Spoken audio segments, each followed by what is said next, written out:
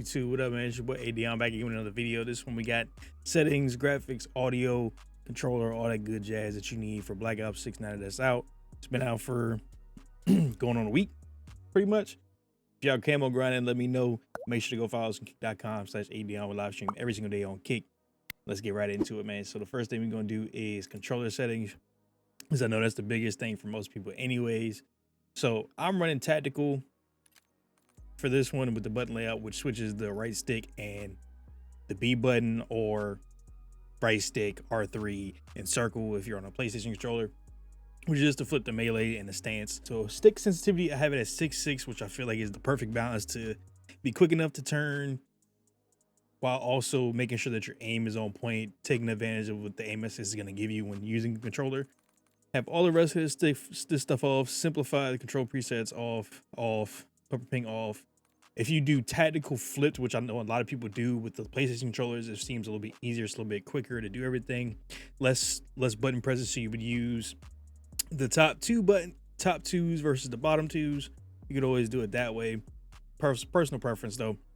Controller vibration off, have that shit off at all points and times. Dead zone inputs is really based on your controller itself.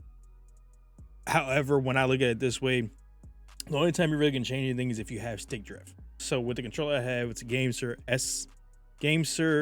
G7 SE.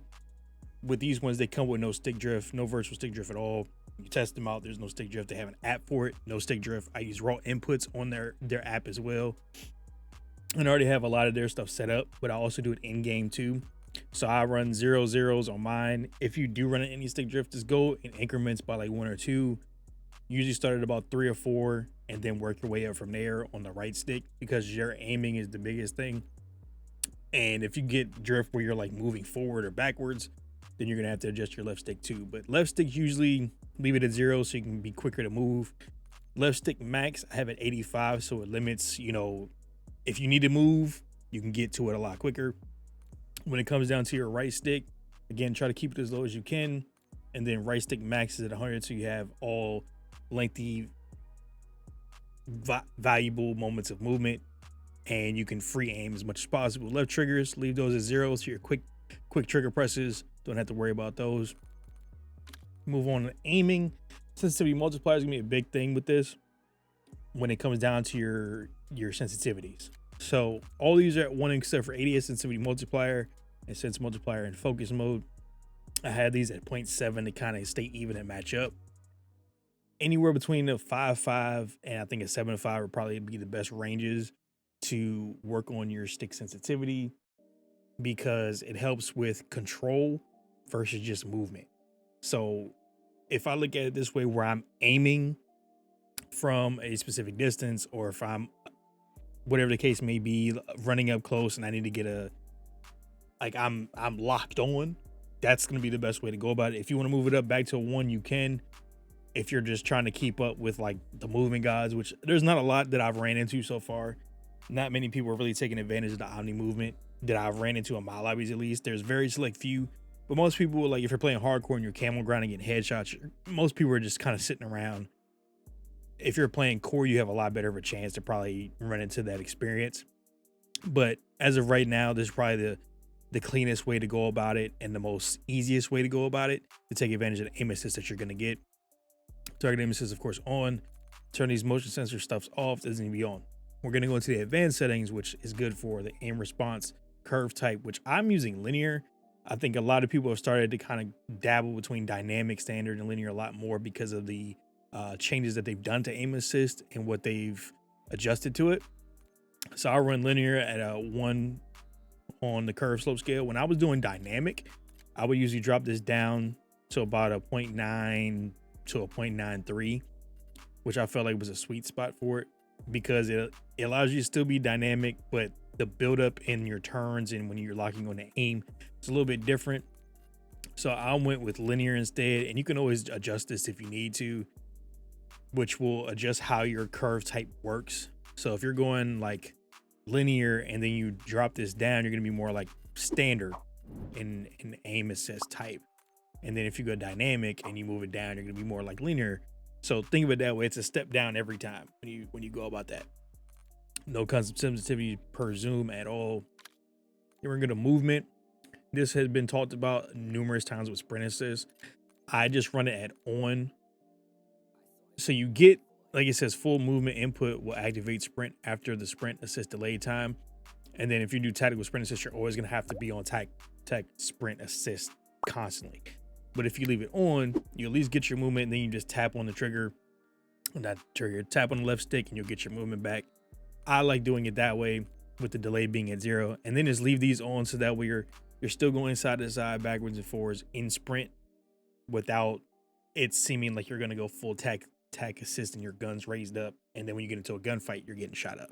So that's how I do it. Manual assist off, crouch assist off. Corner slice is personal preference.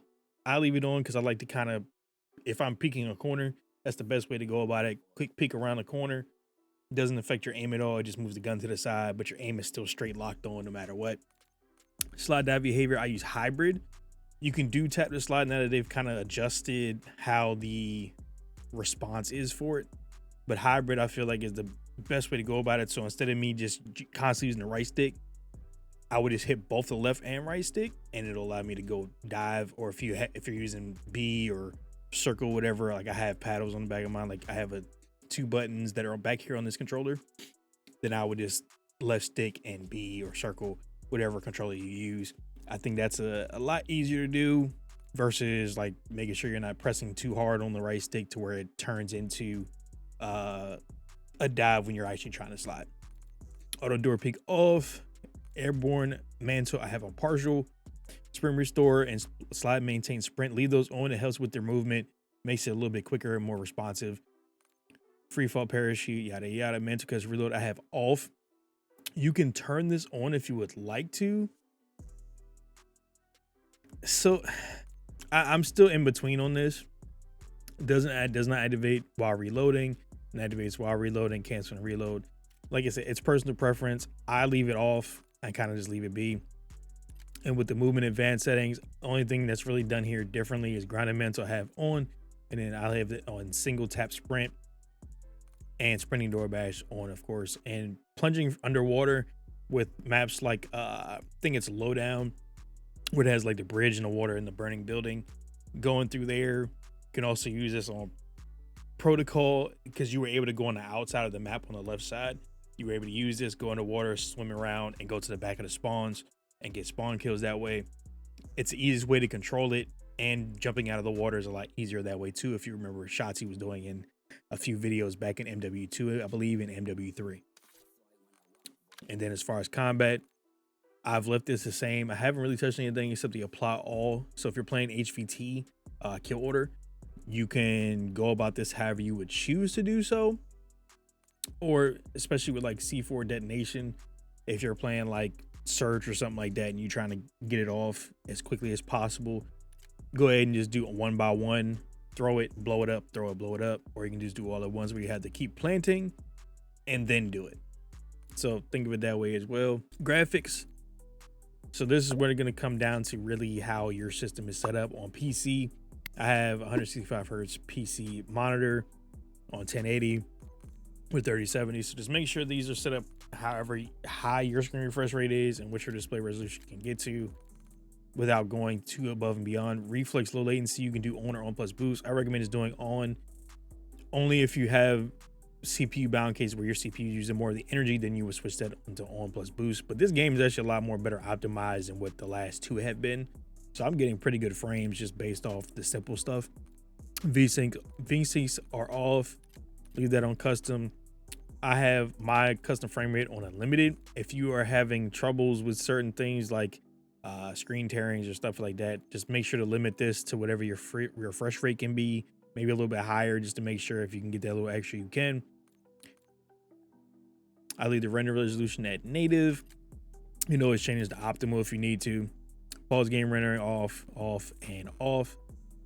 Move over to quality. Make sure this is at 100 so you're getting your full resolution for your monitor. Dynamic resolution, leave that off. You don't need that. Messes up a lot of the stuff in there, and it uses a little bit more extra VRAM as well. So just make sure that's off. Upscaling, sharpening. I use FailFX CAS, which allows me to get sharpening, which I don't know why has done that, where it's showing it that way. There we go. So I use this at 100.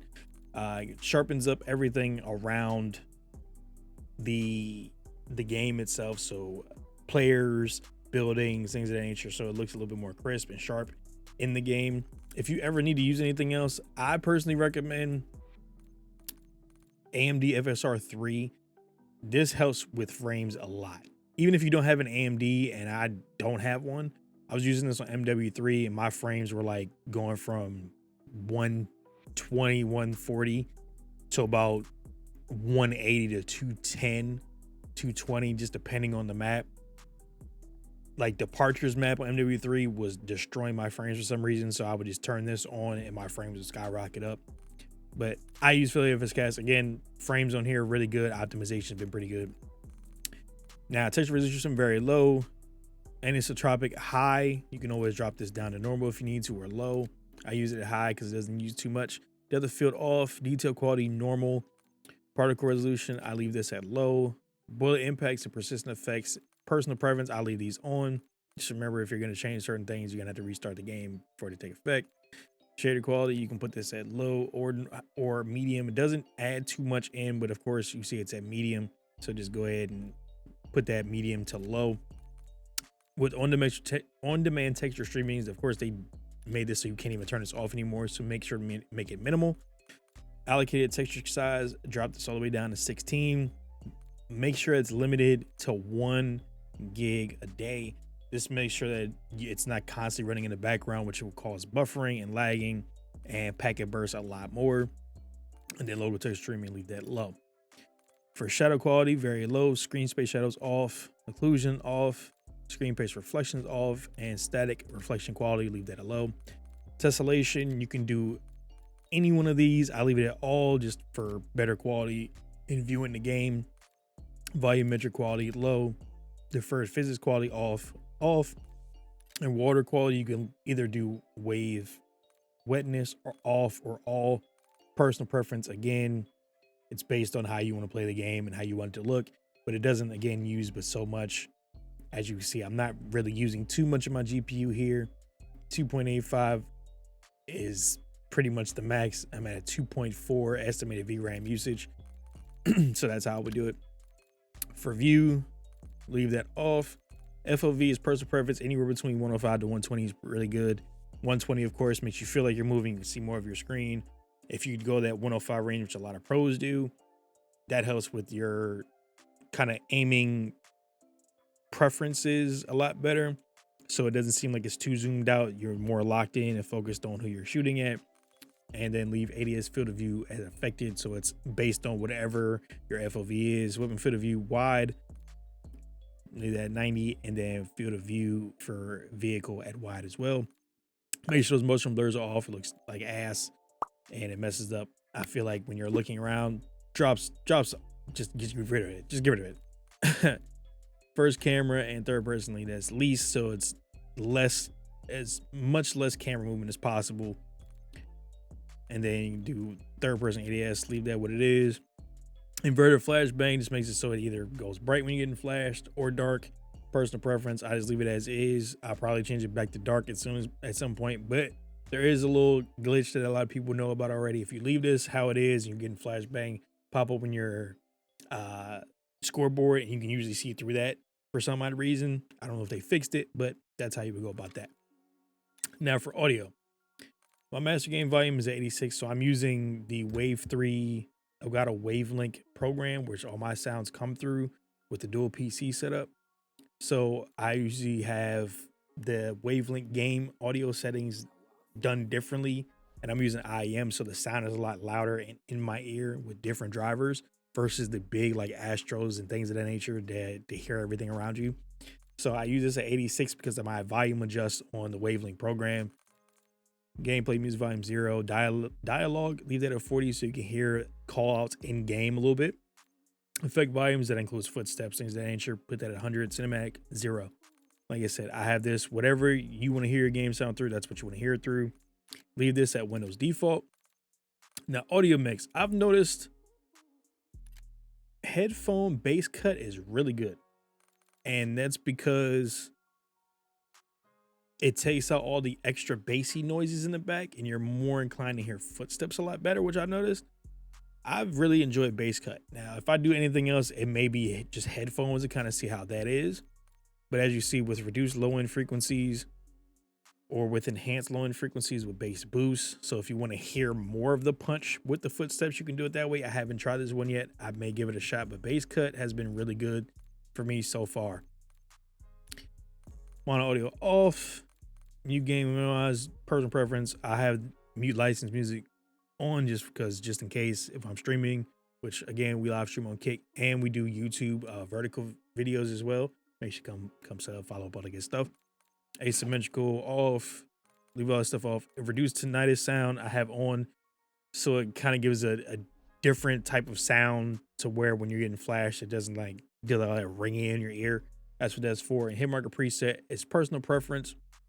If you go default, it's just what it is now. And then you go classic, you have more of like the BO3, BO4, I believe, sound to it with the classic. Voice chat, I have at 40, just because, again, in ear, pretty loud. Have it coming through whatever I needed to come through. My mic level is at 50. With my open mic sensitivity, I have 45, so that way you're able to hear me. I'm talking clearly. It's not feeling like I'm too far away. It doesn't feel like I have to yell to talk to anybody in the chat. That's how I go about it. And then whatever your microphone is set up to. Then as far as interface, skip intro on, tutorials I have on. I have some things on and everything. Telemetry is where you would get the adjustments to see FPS latency, packet losses up here. So a lot of people didn't know that. And then when we go to gameplay HUD, I'm probably going to adjust this, but as of right now, make sure you have your HUD bounds as close to the center as possible. This allows it to where everything's more focused, like your camera will be right here, or not your camera, but your map, your mini map would be about here, or wherever you decide to do it, since you can customize it however you want. But make sure you have your mini map shaped at square, gives you more of range to see the mini map. Mini map rotation you have on, radar I have off. Compass type is if you want it at the mini map or you want it to be at the top, like it has been with the horizontal compass type. Crosshair, have this on, and then you have your crosshair dot, which as you can see has it just sitting in the middle. I have it at larger, so that way it's easy to see, and if you go largest you can always do that. I may do that instead, which helps with your centering. Crosshair spread I have on as of right now. Updates crosshair based on player movement and weapon recoil to accurately display direction of fire. And then I have crosshair opacity at 100. Now you can always change this crosshair color if you want to now to any color you want. I use purple just because it's easy to see and people think you're doing some wild shit. Hit marker visuals on, damage based hit markers on. And then weapon information is really just personal preference as well. If you want to be able to see more of like things in your HUD, like your weapons, equipment like tacticals and grenades, who you're taking out, medals notifications that pop up constantly on your screen. If you want to take those down a little bit, that's what I like to do. But again, HUD presets and everything is really personal preference. Right now I'm using magnified, but apparently mission interface apparently is really good. That's apparently what most people are using now, which I think is more so because of the thing at the top here with the compass, I think is the main thing, because there's not really much of a difference here. Magnified is just a bigger version of it, and then the compass of course is what changes too. I like using magnified just so I can see my mini map a lot better.